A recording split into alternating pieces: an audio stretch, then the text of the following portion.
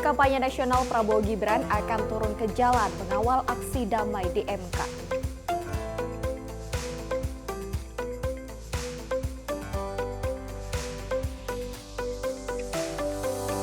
DPR soroti bentrokan oknum TNI Polri di Kota Sorong.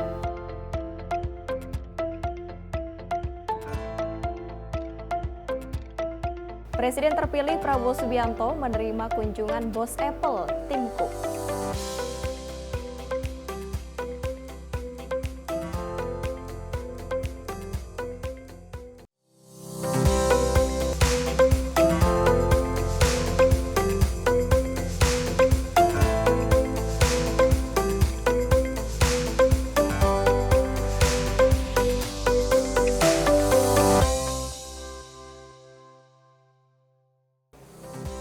Salam jumpa pemirsa Simpo TV. Kembali lagi bersama kita di Menyapa Pagi Simpo TV. Benar sekali Shelly. Apa nih yang beda dari kita ya? Batik-batik. Pakai batik-batik pastinya. Yang ternyata kita juga harus melestarikan budaya Indonesia. Untuk kita cinta Indonesia. Betul. Begitu ya. Dan pastinya pemirsa Simpo TV jangan bosan-bosan yang melihat kita, melihat saya dan Dewi di Menyapa Pagi. Oh, jangan bosan. Kalau bosan bahaya, kita nanti diganti lah. Jangan dong. Yang Oke, pastinya kita selalu Shell. semangat mengabarkan kepada pemirsa Simpo TV berbagai berita-berita yang hangat pastinya. Benar sekali nih Shelly. Betul. Tadi ada 3 berita nih, apa saja nih Shell yang harus dibahas? Oke, tadi pertama ada tim kampanye Prabowo Gibran yang akan turun kawal untuk aksi damai jelang putusan MK. Oh, ada aksi damai ya. Nah, semoga aksi damai ini juga bisa memberikan usulan gitu ya, dan Yes. juga berlangsung dengan baik dan tidak ditunggangi oleh siapapun. Untuk hasil dari sidang MK pun kita harapkan yang terbaik ya, yang pastinya untuk bangsa Indonesia sendiri. Benar sekali. Dan ada apa lagi nih Shell? Tadi juga ada DPR yang menyoroti soal yang ada di Sorong, bentrok perang ya, antara TNI bentrok. dan Polri. Ya, benar. Kami juga menyayangkan sekali adanya bentrokan antara TNI dan Polri. Pastinya semoga ada jalan keluar ya Dewi ya. Nah, ini juga ada berita kabar baik nih. Bos Apple yang ke Indonesia. Untuk mengunjungi Presiden terpilih Prabowo Subianto. Nah, benar Betul. sekali. Wow. Tapi sebelum mengunjungi Presiden terpilih Prabowo Subianto, bos Apple ini juga sempat mengunjungi Presiden Jokowi dulu. Betul, berarti dia sudah bertemu dengan Presiden Indonesia yang sekarang dan yang terpilih ya. Benar. Sangat mantap sekali untuk Nah. bos Apple. Oke Dewi, selain 3 berita tadi, pastinya kita akan mengabarkan berita-berita terhangat lagi untuk pemirsa Simpo TV. Pastikan Anda selalu menonton kami di Menyapa Pagi Simpo TV bersama saya Shelly Siregar. Dan saya Sri Dewi Andayani, berikut Menyapa Pagi selengkapnya.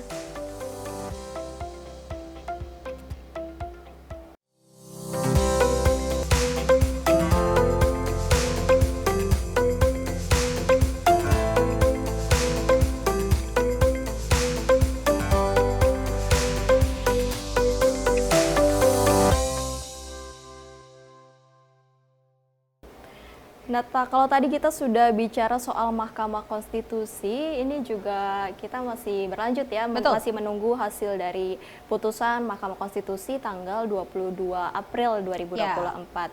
Dan ini juga ada berita dari Wakil Ketua Tim Hukum Prabowo Gibran, yakni Oto Hasibuan, yang menyampaikan bahwa 19 tuduhan kecurangan Pilpres 2024 yang dilontarkan oleh kubu 01 dan kubu 03 sama sekali tidak terbukti di persidangan MK terkait PHPU 2024.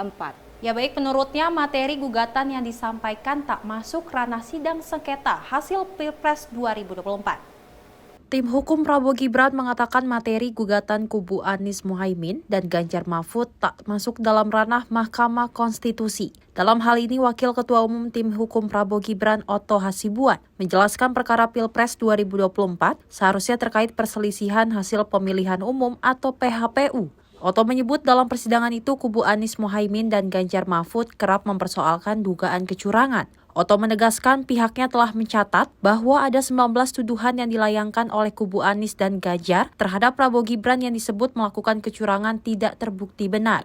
Tetapi setelah kita melihat perjalanan perkara ini, ternyata pihak pemohon 1 dan pemohon 3 justru tidak mau masuk kepada arena ini. Mereka masuk kepada arena bahwa tidak mempersoalkan dan tidak mau tahu dengan hukum acara yang ada yang sudah diatur di dalam Undang-Undang Pemilu, yaitu harus mengenai perhitungan suara. Mereka masuk dengan mengatakan kami mengajukan gugatan bukan dengan PKPU, kami mengajukan gugatan adalah dengan dasar adanya kecurangan-kecurangan yang diduga dilakukan oleh 02. Sehingga mereka memohon diskualifikasi. Jadi inilah dua persimpangan jalan di dalam perkara ini. Supaya masyarakat tahu, hukum acaranya sudah tegas menyatakan dan tidak boleh dilanggar, yang dipersoalkan itu harus mengenai berapa suara yang Anda peroleh. Tetapi sekarang yang dipersoalkan ternyata adalah ada kecurangan-kecurangan yang menurut kami sebenarnya tidak merupakan ranah MK. Ya, dan kebetulan pula tidak ada bukti-bukti tentang kecurangan itu. Khusus di kasus ini kami sampaikan di 01, ada 19 yang dituduhkan kepada 02 bahwa melakukan suatu kecurangan. Ternyata setelah kami lihat, satu persatu dari 19 ini di kesimpulan ini kami uraikan dengan jelas. Satu pun tidak terbukti adanya kecurangan tersebut.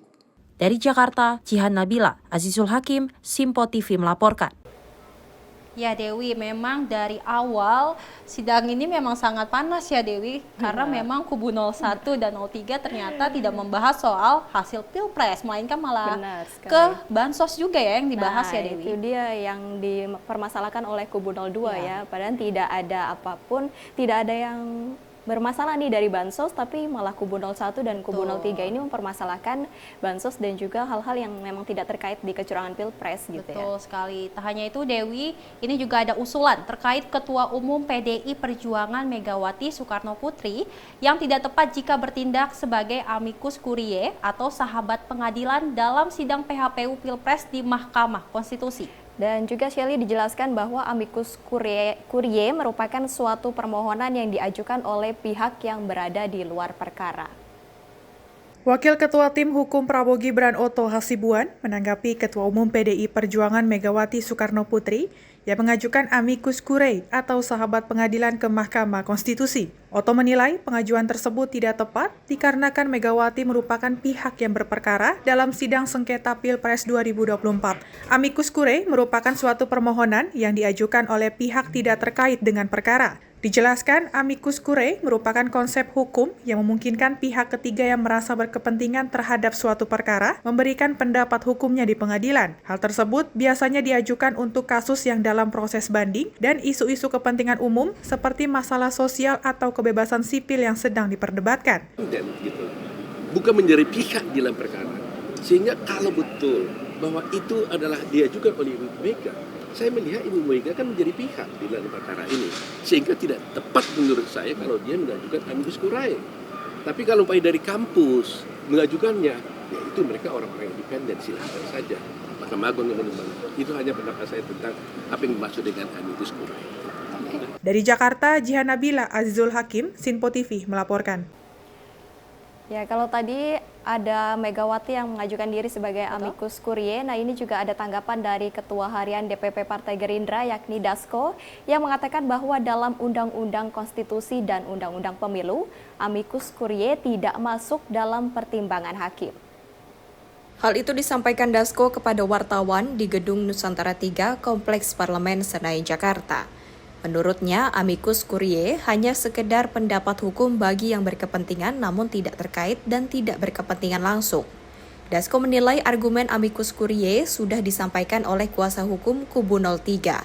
Selain itu, argumen kubu 03 itu juga sudah terpatahkan dalam sidang Mahkamah Konstitusi.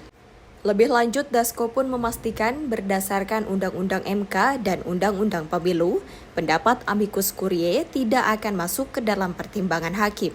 Ya, kita kan sama-sama tahu bahwa amicus curiae itu adalah pendapat hukum bagi yang berkepentingan namun tidak terkait dan tidak berkepentingan langsung.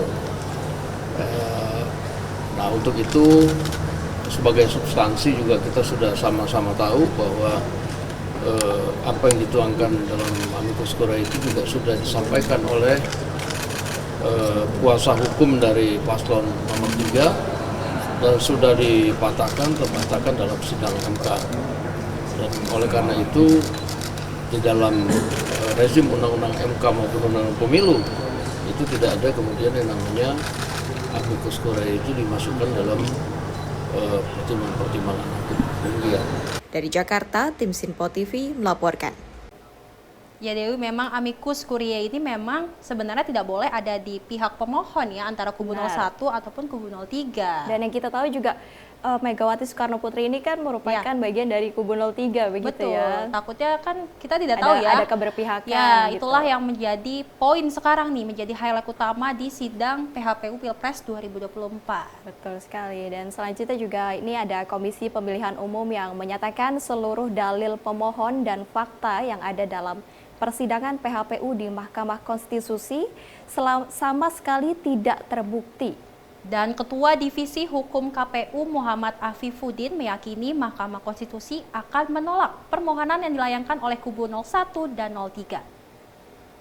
Dalam kesimpulan sidang sengketa Pilpres 2024 yang diserahkan ke Mahkamah Konstitusi, Ketua Divisi Hukum KPU Muhammad Afifuddin menegaskan bahwa seluruh dalil pemohon dan fakta yang ada dalam persidangan tidak terbukti. Afifuddin menjelaskan, sepanjang proses persidangan, KPU telah menyerahkan alat bukti sebanyak 139 untuk 2 perkara, yakni perkara yang diajukan pasangan Capres-Cawapres nomor urut 1 Anies Baswedan Muhaimin Iskandar, dan perkara 2 yang diajukan oleh pasangan Capres-Cawapres nomor urut 3 Ganjar Pranowo dan Mahfud MD. Adapun bukti tersebut berisi dokumen-dokumen terkait dengan proses pemungutan dan perhitungan suara, rekapitulasi hasil perhitungan suara dari tingkat kecamatan hingga tingkat pusat, dokumen terkait penjelasan Sirekap, dan dokumen-dokumen lainnya yang berkaitan dengan tahapan penyelenggaraan pemilu. Tak hanya itu, Afif juga mengatakan KPU turut menyerahkan alat bukti tambahan yakni formulir D, kejadian khusus di setiap kecamatan. Lebih lanjut, Afif meyakini Mahkamah Konstitusi akan menolak permohonan dari Anies Muhaimin maupun Ganjar Mahfud.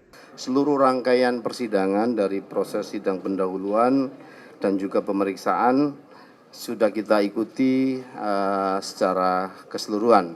Sebagaimana kita tahu ada 2 permohonan terkait Pilpres ini. Yang pertama adalah perkara nomor 1 PHPU dan seterusnya. Kemudian yang kedua perkara nomor 2, perkara nomor 1 diajukan oleh paslon nomor 1, perkara nomor 2 diajukan oleh paslon nomor 3 sebagaimana kita tahu. Dan KPU sudah mengikuti semua prosesnya, itu yang pertama. Kemudian yang kedua, selama proses persidangan KPU telah memberikan jawaban yang membantah semua dalil-dalil permohonan yang disampaikan para pemohon, baik paslon nomor 1 maupun nomor 3. Kemudian sepanjang persidangan yang dilakukan, KPU telah menyerahkan alat bukti sebanyak 139 alat bukti. Yang pertama adalah perkara 1 sebanyak 68 alat bukti dan juga perkara 2 sebanyak 71 alat bukti. Kami juga sudah menghadirkan satu ahli dan juga 2 saksi fakta yang menjelaskan terkait dengan Sirekap.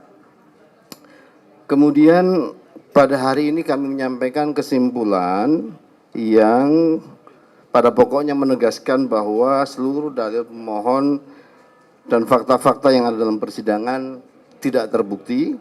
Oleh karena itu KPU melalui kesimpulan ini ingin menyampaikan ke Yang Mulia Majelis Hakim Konstitusi agar menjatuhkan putusan yang pada pokoknya menyatakan permohonan pemohon tidak dapat diterima dan menolak permohonan pemohon untuk seluruhnya. Sementara itu, Komisioner KPU Idam Holik memastikan KPU telah melaksanakan Pilpres 2024 sesuai dengan Undang-Undang Nomor 7 Tahun 2017. Idam pun meyakini dalil-dalil yang dimohonkan tidak akan mengubah hasil Pilpres 2024. Kami KPU meyakini bahwa pelaksanaan penyelenggaraan pemilu khususnya pemungutan, penghitungan, rekapitulasi dan penetapan hasil pemilu itu sudah berjalan sesuai dengan peraturan perundang-undangan khususnya Undang-Undang Pemilu, dan kami meyakini betul bahwa hasil pemilu yang kami tuangkan dalam keputusan KPU nomor 360 tahun 2024 ini akan tetap berlaku sebagaimana tadi ditegaskan oleh Gus Haji M. Afifuddin, dan kami yakin ya bahwa apa yang telah kami lakukan ini telah sesuai dengan peraturan perundang-undangan pemilu, sehingga apa yang menjadi permohonan para pemohon itu kami yakin tidak akan mengubah hasil keputusan KPU mengenai penetapan hasil pemilu. Dari Jakarta, Jihan Nabila, Azizul Hakim, Sinpo TV melaporkan. Dewi, ternyata dari pihak KPU pun juga ingin permohonan dari kubu 01 dan 03 tidak dikabulkan ya oleh MK. Memang betul. Sepertinya memang ada sesuatu gitu ya di kubu 01 dan kubu 03 yang membuat KPU dan juga kubu 02 ini tidak setuju dengan memang dari kubu 02 mereka. juga sudah menyebutkan bahwa tidak ada kecurangan dalam pemilu 2024 dan masyarakat pun menginginkan pemilu ini ya satu putaran saja, tidak ada 2 putaran karena memang ya siapapun yang terpilih itu sudah menjadi pilihan masyarakat juga untuk membangun Indonesia ke depannya untuk lebih baik lagi ya Dewi. Sekali lagi juga kita berharap bahwa semoga saja keputusan Mahkamah Konstitusi ini bisa diterima masyarakat dan juga merupakan yang terbaik gitu ya. Betul. Oke Shelly, kita masih ada banyak lagi informasi yang kita bagikan kepada pemirsa. Jangan kemana-mana, tetap di Menyapa Pagi Sinpo TV.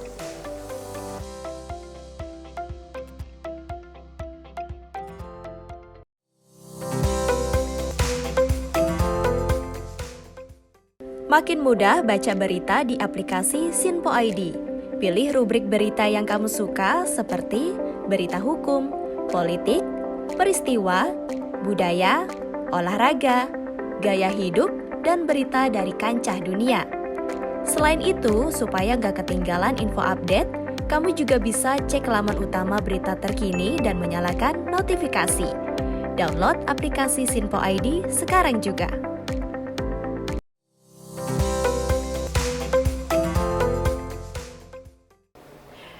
Ya pemirsa, kita kembali lagi di Menyapa Pagi.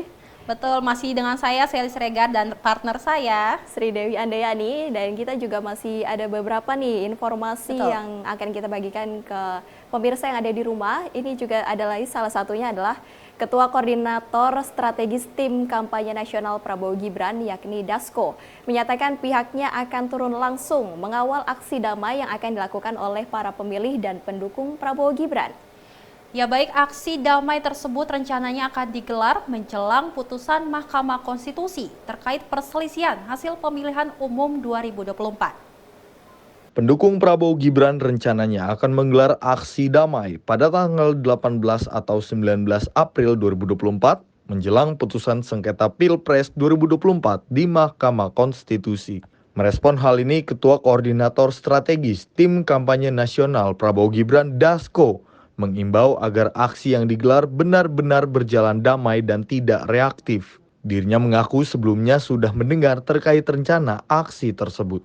Dasko pun memastikan pihaknya akan mengawal aksi yang dilakukan para pendukung Prabowo Gibran itu agar aksi berjalan lancar serta tidak ditunggangi oleh pihak yang tidak bertanggung jawab. Ya, kami juga sudah berkali-kali menyatakan bahwa kami juga susah menahan para pendukung Prabowo Gibran yang selalu dinyatakan melakukan kecurangan, kemudian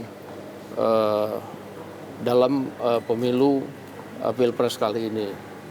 Kami sudah berusaha untuk menahan agar pendukung Prabowo Gibran ini tidak reaktif, tidak kemudian melakukan aksi-aksi, namun rasanya sulit juga. Nah, oleh karena itu kami sudah dengar bahwa hari Kamis dan hari Jumat akan ada aksi damai dari pendukung Prabowo Gibran untuk mengawal hasil dari Mahkamah Konstitusi. Nah, oleh karena itu pertama kami himbau kepada pendukung Prabowo Gibran untuk tertib dan mau tidak mau kami dari TKN Prabowo Gibran akan ikut mengawal aksi tersebut. Jangan sampai terjadi hal-hal yang tidak diinginkan atau ditinggangi oleh pihak-pihak lain yang tidak bertanggung jawab. Khususnya saya dan teman-teman akan mengawal aksi pendukung Prabowo Gibran di MK pada hari Jumat lusa. Demikian. Dari Jakarta, tim Sinpo TV melaporkan. Ya Dewi, ini aksi seru damai ya. Semakin seru nih kita menunggu putusan dari Mahkamah Konstitusi di dan tanggal 22 ya Dewi, 22 April 2024. Pastinya sekali. Untuk hasilnya kita mendoakan hasil yang terbaik yang bisa diterima oleh masyarakat Indonesia dan pastinya bisa membangun Indonesia lebih baik lagi. Untuk aksi damai ini juga pastinya ya damai-damai lah Dewi ya di jalan, semoga kita tidak ada harapkan baik-baik saja dan juga tidak ada oknum-oknum yang memang menunggangi aksi damai ini. Betul sekali. Tak hanya aksi damai ini juga ada pertikaian di Sorong yang melibatkan anggota TNI Angkatan Laut dan anggota BRIMOB di Pelabuhan Sorong, Papua Barat berhasil diredam usai dilakukannya mediasi oleh masing-masing pimpinan instansi. Dan kedua pimpinan yakni TNI Polri di wilayah Sorong memastikan akan menindaklanjuti dan juga melanjutkan penyelidikan terkait dengan kasus tersebut. Bentrokan yang melibatkan anggota TNI Angkatan Laut dan anggota BRIMOB di Pelabuhan Sorong, Papua Barat pada beberapa waktu lalu diduga akibat kesalahpahaman di tingkat individu. Kejadian berawal dari perkelahian personal hingga berimbas kepada pergerakan massa. Perselisihan ini berhasil diredam usai dikendalikan dan dilakukan proses mediasi oleh masing-masing pimpinan instansi. Panglima Komando Armada 3 Laksamana Muda TNI Hersan bersama Kapolda Papua Barat Irjen Pol Joni Edison Isir dengan didampingi jajarannya menjenguk korban di Rumah Sakit AL Dr. Otojo Kota Sorong. Pimpinan TNI dari Polri wilayah Sorong memastikan akan menindaklanjuti dengan penyelidikan lebih lanjut. Proses dengan hukum yang berlaku dipastikan akan berjalan jika nantinya ada oknum yang terbukti melakukan pelanggaran. Terkait dengan insiden yang terjadi oleh besok siang, saya selalu Kapolda Papua Barat berkomitmen untuk melakukan penyelidikan secara utuh dan tuntas dan terhadap oknum personil yang nanti terbukti, kemudian akan dilakukan penegakan hukum.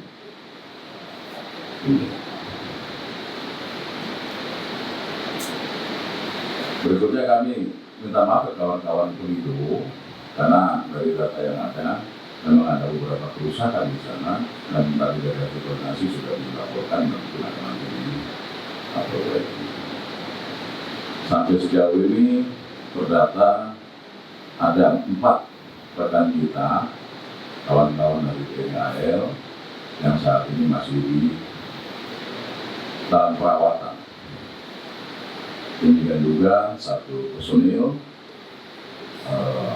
Polda Papua Barat dari Polres Tambau sama sedang dalam perawatan. Tim Simpo TV melaporkan. Nah, lagi-lagi soal bentrok gitu antara TNI dan juga Polri oknum gitu ya. Iya, betul. Salah satu oknum terlibat perkelahian, namun ternyata ini juga bisa berhasil reda ya Dewi ya, karena memang sudah dilakukan mediasi antara TNI dan juga Polri. Dan juga bentrokan ini mendapat sorotan nih dari anggota Komisi 1 DPR yakni Dev Laksono yang mengatakan bahwa keamanan di Papua sangat membutuhkan soliditas dari aparat TNI dan Polri, dan juga menurutnya perselisihan yang terjadi di Sorong sangat disayangkan karena mencoreng kedua instansi. Dan dirinya menyatakan bahwa kedua belah pihak harus mencari solusi agar kejadian serupa tidak terulang kembali. Situasi yang terus berubah di Papua, yang selalu ada keributan, kericuhan, ataupun juga serangan-serangan dari OPM, itu membutuhkan perhatian khusus dari pemerintah dan juga membutuhkan solidaritas yang kuat dari seluruh aparat hukum, khususnya di sini para TNI Polri, untuk memastikan bahwa perlindungan kepada masyarakat itu berjalan dengan baik, pelayanan kepada masyarakat juga dengan kondisi yang utama, yang prima, dan semua masyarakat dapat hidup dengan tenang.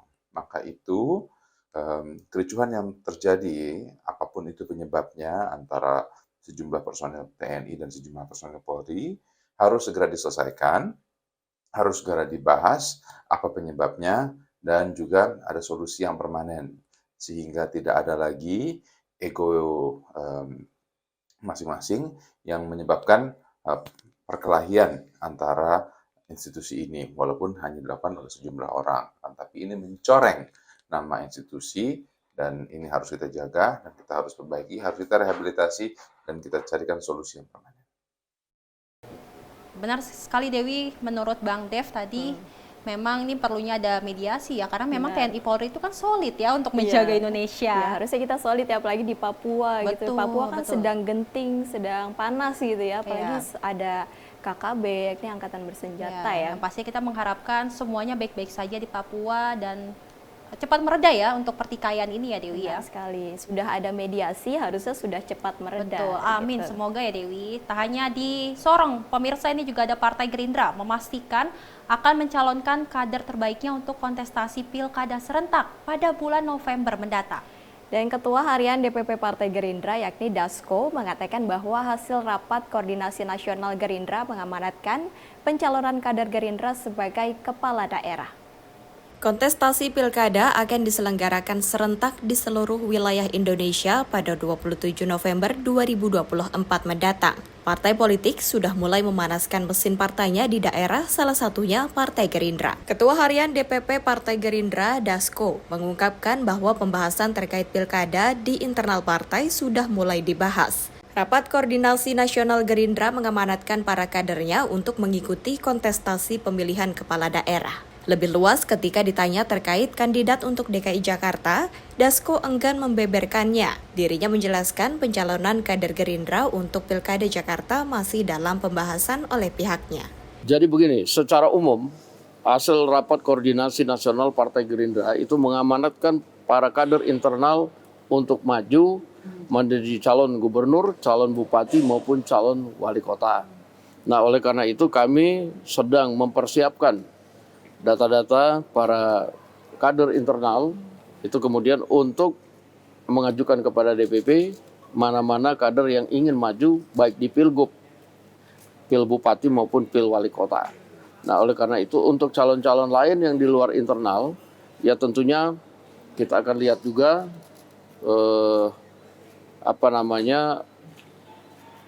bagaimana kemudian situasi dan kondisi di daerah masing-masing terhadap kader internal Partai Gerindra. Demikian. Siap. Kalau untuk Pilgub DKI berarti ada peluang untuk Bang Ariza maju lagi gitu Bang? Pilgub DKI itu kami sedang godok, mudah-mudahan kami akan memajukan kader internal partai yang masih baru, masih fresh dan tentunya berpeluang menang. Demikian. Masih rahasia.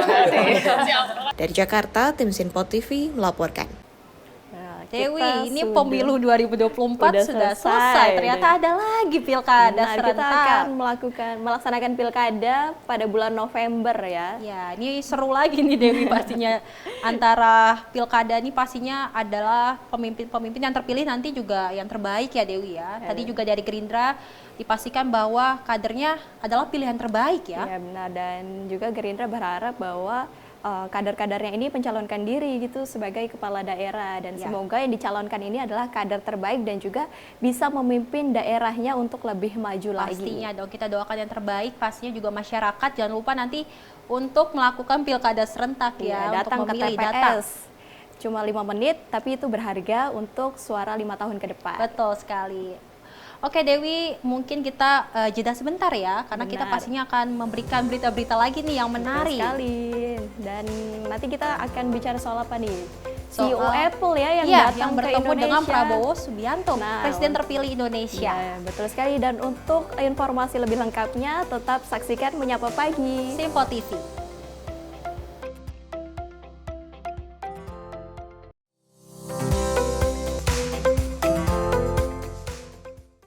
Makin mudah baca berita di aplikasi Sinpo ID.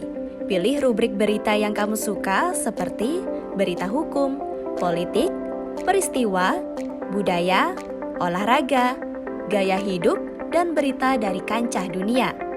Selain itu, supaya nggak ketinggalan info update, kamu juga bisa cek laman utama berita terkini dan menyalakan notifikasi. Download aplikasi Sinpo ID sekarang juga.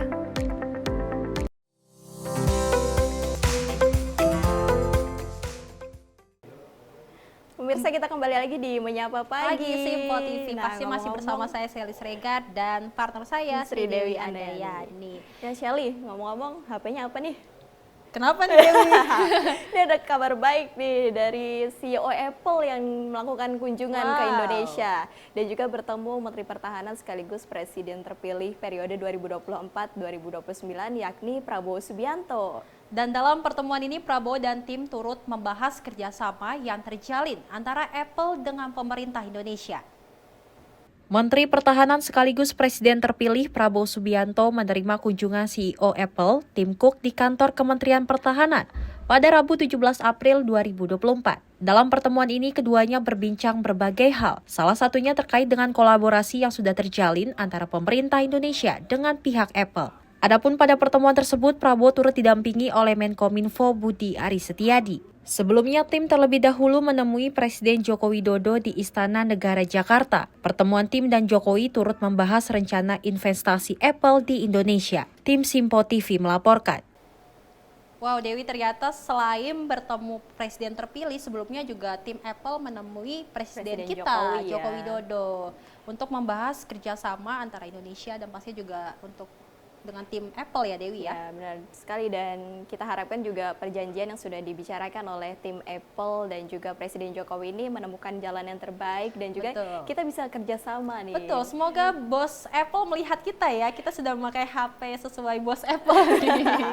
Dan semoga Simpo bisa bekerja sama. Ya, benar sekali, dan juga memang saat bertemu dengan Prabowo Subianto, bos Apple ini bilang bahwa tertarik nih membangun perusahaan Apple di Indonesia. Semoga ya Dewi, semoga. Amin. Amin. Oke, selain bos Apple yang bertemu dengan presiden terpilih kita, Prabowo Subianto, ini juga ada Menko Perekonomian Erlangga Hartarto yang menjelaskan pentingnya dilakukan deeskalasi dan menjaga kestabilan regional untuk mengurangi dampak ekonomi global. Dan hal itu disampaikannya usai melakukan rapat terbatas dengan Presiden Joko Widodo di Istana Merdeka Jakarta untuk membahas dampak geopolitik di Timur Tengah terhadap perekonomian Indonesia.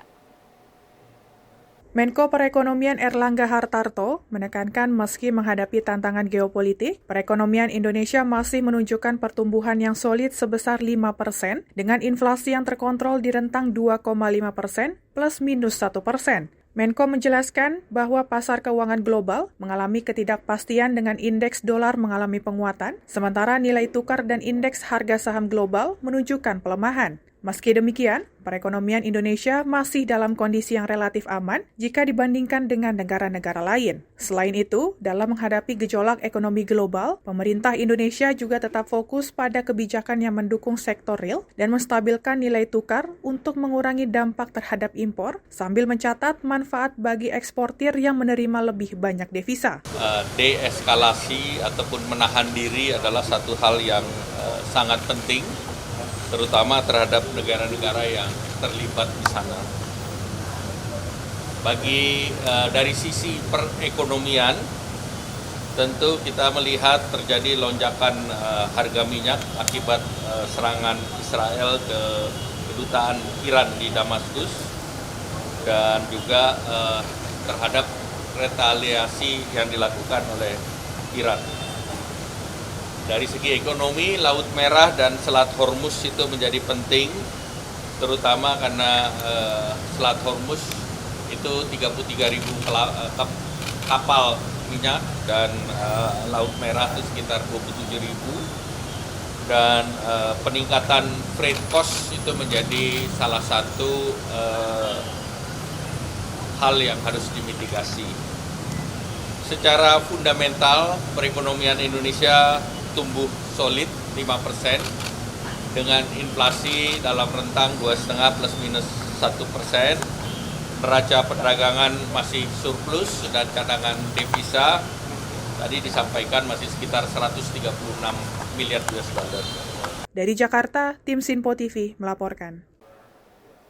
Ya, kalau tadi sudah ada statement dari Menko Perekonomian Erlangga Hartarto, ini juga pemerintah Indonesia hingga kini masih terus berupaya untuk meredakan ketegangan geopolitik di Timur Tengah yang semakin meningkat. Oleh karena itu, Menteri Luar Negeri Indonesia Retno Marsudi menyatakan bahwa pihaknya akan terus mendorong deeskalasi dan pengendalian diri dengan negara-negara lain yang terlibat. Teman-teman, kita di dalam rapat tadi beberapa hal yang dibahas yang terkait dengan masalah geopolitik. Pertama, kita khawatir melihat perkembangan situasi di Timur Tengah. Dan kita yakin bahwa eskalasi tidak akan membawa manfaat bagi siapapun. Oleh karena itu, upaya diplomatik perlu terus dilakukan oleh semua pihak, termasuk oleh Indonesia. Di dalam kaitan ini, di dalam 2 hari kebelakang kemarin, saya melakukan komunikasi baik melalui telepon, exchanges of messages, dan sebagainya dengan Menteri Luar Negeri Iran dengan Menteri Luar Negeri Saudi Arabia, Yordania, Mesir, UAE, Uni Eropa, Jerman, Belanda, dan juga dengan Wakil Menteri Luar Negeri Amerika Serikat. Tadi pagi Wakil Menteri Luar Negeri Amerika Serikat menelpon saya dan kita berdiskusi mengenai situasi perkembangan di Timur Tengah. Dua hal yang kita sampaikan di dalam semua komunikasi. Dengan pihak-pihak terkait langsung, yang kita minta adalah self-restraint, menahan diri dan deeskalasi. Pentingnya dilakukan deeskalasi. Sementara dengan teman-teman kita yang lain, misalnya dengan para Menteri Luar Negeri Jerman, Belanda, dan negara-negara Timur Tengah, kita mendorong agar semua dari kita menggunakan pengaruh kita agar eskalasi tidak terjadi. Jadi komunikasi antara para Menteri Luar Negeri terus dilakukan sekali lagi agar pihak-pihak terkait menahan diri dan tidak terjadi eskalasi. Sebenarnya sedih ya Dewi kalau kita melihat ada perang lagi nih di Iran dan Israel, dan ternyata juga Israel menyerang dengan berita terakhir 300 drone dan rudal.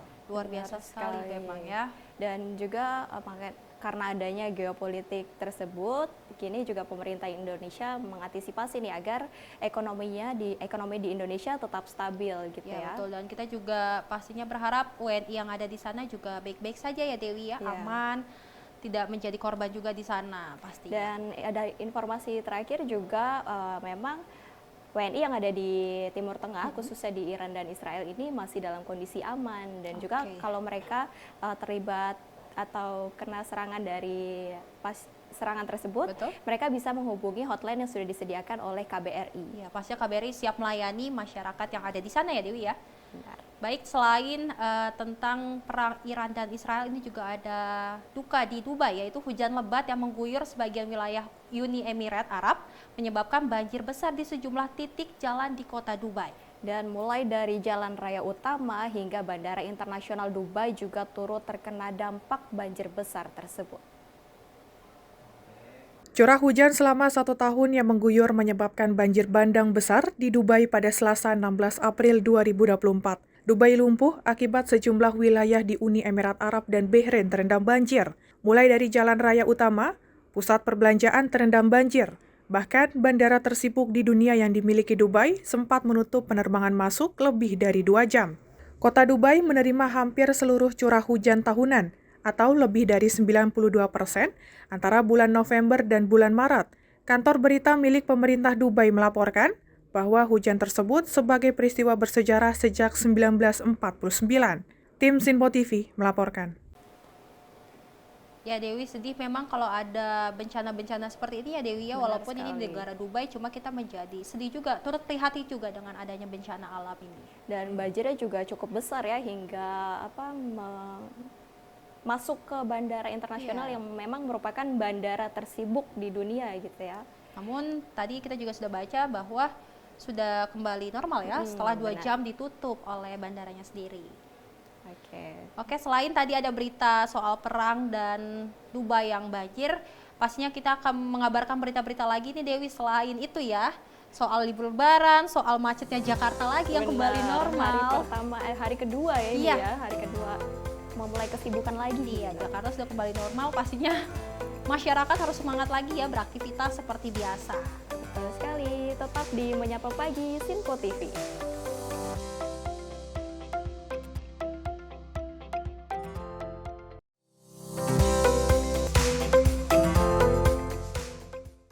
Makin mudah baca berita di aplikasi Sinpo ID.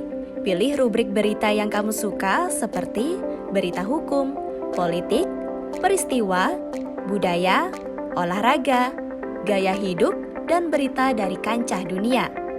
Selain itu, supaya nggak ketinggalan info update, kamu juga bisa cek laman utama berita terkini dan menyalakan notifikasi.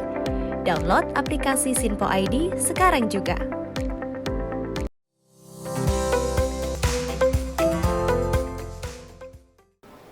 Kembali lagi pemirsa di Penyapa Pagi Simpo TV. Gimana Dewi, masih semangat gak nih untuk mengabarkan ke pemirsa Simpo TV? Harus semangat gitu ya. Pastinya dong. Karena sekarang semua orang sudah kembali bekerja, cuti kembali sudah berakhir di Dewi di tanggal 15 April 2024. Pastinya masyarakat sudah beraktivitas seperti biasa. Dan memang ini terlihat di jalanan sudah macet-macet ya Dewi ya? Ya benar sekali, dan memang sudah di Jakarta dan kita lupakan lah itu momen-momen lebaran di kampung halaman gitu ya.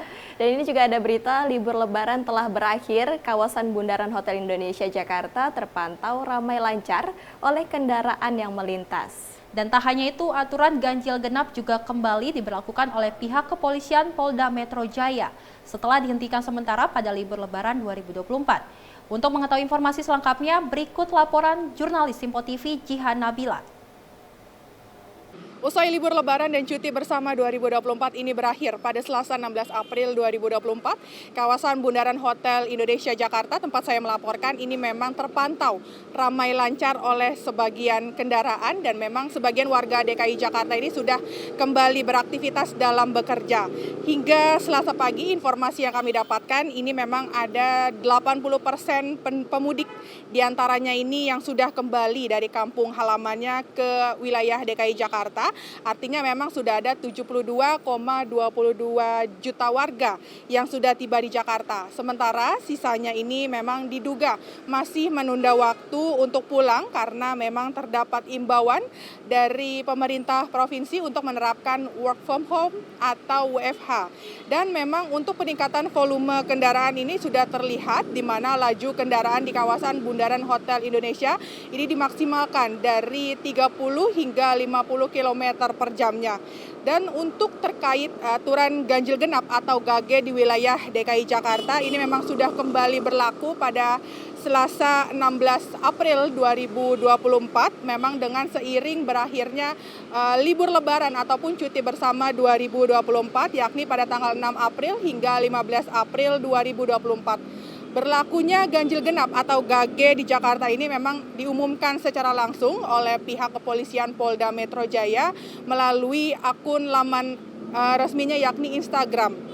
Dan untuk terkait pemberlakuan ganjil genap atau GAGE ini memang sudah mengacu ataupun tertuang dalam Peraturan Gubernur nomor 88 pasal 3 ayat 3. Dalam aturan tertulis Peraturan Gubernur nomor 88 tahun 2019 pasal 3 ayat 3 ini memang tertulis ganjil genap di wilayah Jakarta ini dibagi menjadi dua, yakni pada pagi hari ganjil genap ini berlaku ataupun berlangsung pada pukul 6 hingga pukul 9 pagi waktu Indonesia Barat, sedangkan sementara untuk waktu sore hari dan juga malam hari ini berlangsung ganjil genap di wilayah DKI Jakarta pada pukul 16.00 hingga pukul 21.00 waktu Indonesia Barat.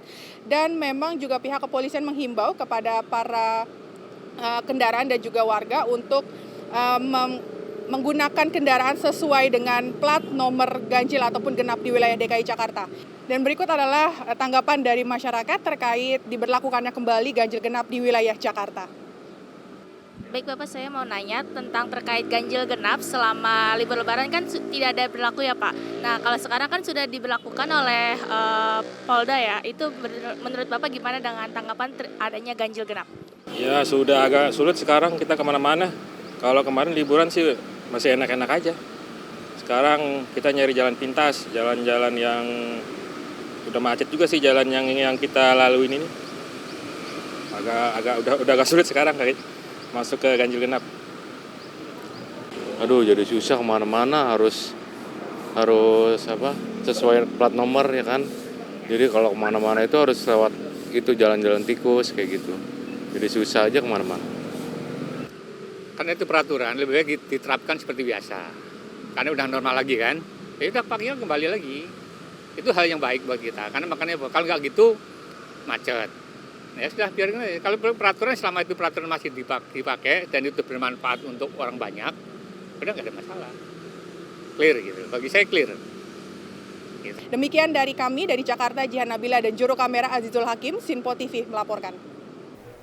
Nah, ini karena kendaraan dan jalan protokol khususnya sudah mulai ramai, jadi polisi ini kembali memberlakukan sistem tilang elektronik atau e-play ya. Sudah memberlakukan lagi ganjil genap ya Dewi, karena kalau betul. tidak diberlakukan seperti itu Jakarta makin padat. Dan pasti Tidak kita terkondisikan gitu ya. pasti kita juga jadi lama sampai ke kantor, kita juga jadi capek sendiri, betul kan Dewi ya? Ya benar sekali, dan selain dia kemacetan di jalanan ibu kota Jakarta, ada juga nih ramainya di kereta listrik komuter lain Bekasi Jakarta di Stasiun Manggarai yang kembali dipadati para pekerja setelah libur Lebaran 2024. Stasiun Manggarai menjadi tempat transit dan pemberhentian terakhir bagi para pekerja di ibu kota Jakarta. Pasca libur Lebaran 2024, masyarakat kini kembali melakukan aktivitas seperti biasanya, yakni seperti bekerja dan bersekolah. Situasi stasiun Manggarai pun telah dipadati oleh para penumpang yang mayoritas adalah para pekerja. Tampak para penumpang berlalu lalang berjalan menuju eskalator, baik ke peron jalur atas maupun turun ke bawah peron jalur bawah. Tidak hanya itu, banyaknya penumpang yang turun di stasiun Manggarai tersebut hanya untuk transit ataupun menjadi pemberhentian terakhir dari para penumpang. Dari Jakarta, tim Simpo TV melaporkan. Dan selain itu juga ada situasi di Stasiun Manggarai yang kembali ramai oleh masyarakat dari Jabodetabek yang bekerja di ibu kota. Ya baik pemirsa, untuk lebih jelasnya jurnalis Simpo TV Farizal akan membagikan informasinya untuk Anda. Ya baik pemirsa, di mana masyarakat kini telah menikmati masa libur Lebaran 2024, kini telah memasuki akhir masa libur Lebaran 2024. Dan memang sejak kemarin hingga dini hari, yaitu di mana sejak kemarin para masyarakat telah memasuki bekerja seperti biasanya. Dan memang dalam pantauan kami khususnya stasiun Manggarai Jakarta Selatan, di mana memang masih terpantau ramai dan mana juga telah dipadati oleh penumpang-penumpang yang ingin berangkat kerja ataupun dari berangkat sekolah maupun dari berangkat kuliah. Dan pada sore hari ini tepat saya melaporkan yaitu pukul 17.00 waktu Indonesia Barat di Stasiun Manggarai, di mana dalam pantauan kami masih terbilang ramai dan padat sekali, yang dimana juga tadi sempat terjadi penumpukan di dalam kereta komuter lain. Dan juga ada beberapa dari penumpang tentunya juga di mana juga pada sore hari ini telah memasuki pulang kerja, yaitu begitu, di mana mereka para penumpang ini pastinya ataupun para pekerja akan kembali ke rumah masing-masing melalui stasiun Manggarai ini sendiri. Dan dari berbagai penumpang pun ada menjadikan stasiun Manggarai ini sendiri sebagai tempat transit, yang dimana nantinya akan melanjutkan rute-rute selanjutnya.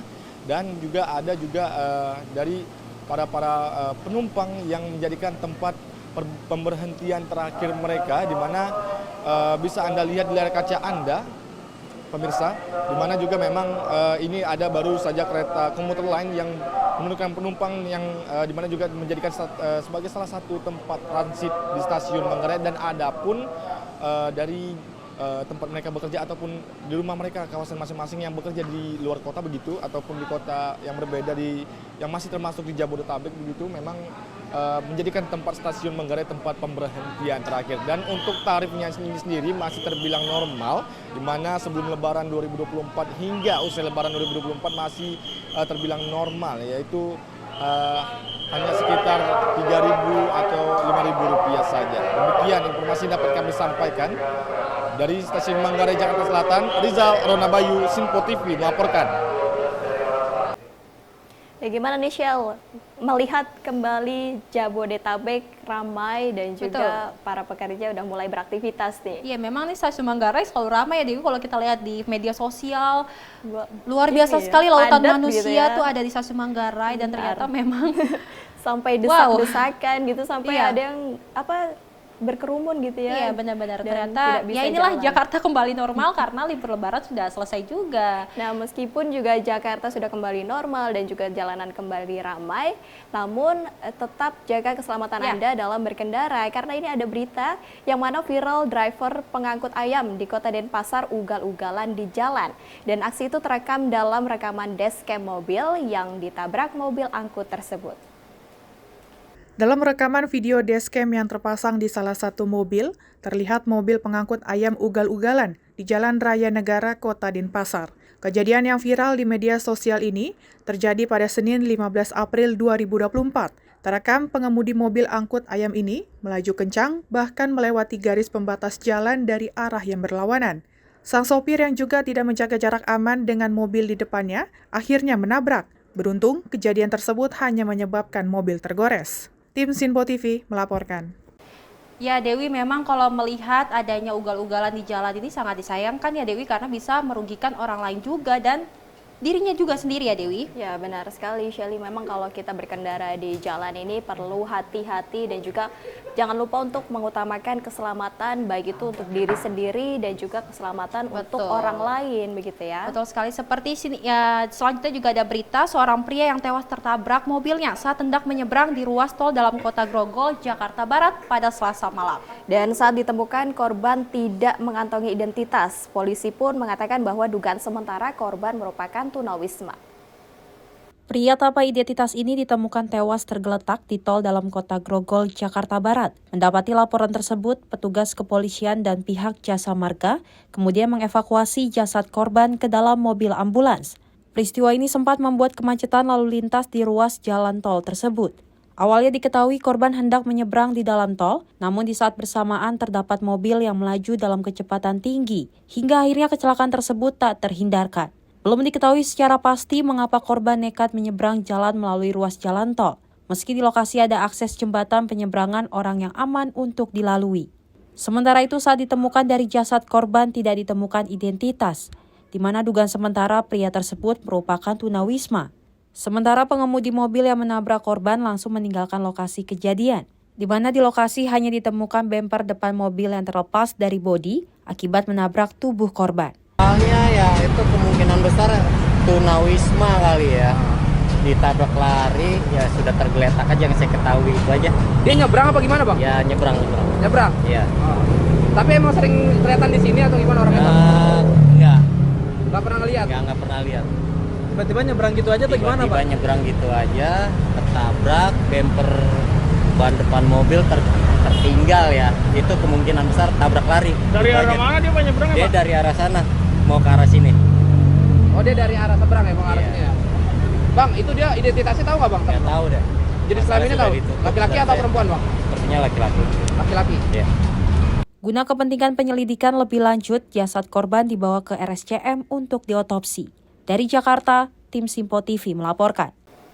Tadi berita soal driver yang ugal-ugalan, sekarang juga ada yang tertabrak ya Dewi ya. Benar sekali, nah tidak hanya berkendara saja yang harus berhati-hati, tapi juga kalau kita menyeberang itu tengok kanan kiri, jangan lupa ya Shell. Betul, karena memang ini juga buat keselamatan kita semua ya. Benar. Supaya tidak ada kejadian-kejadian yang tidak mengenakan dan ya ini jadi berimbas buat banyak orang jadinya ya Dewi ya.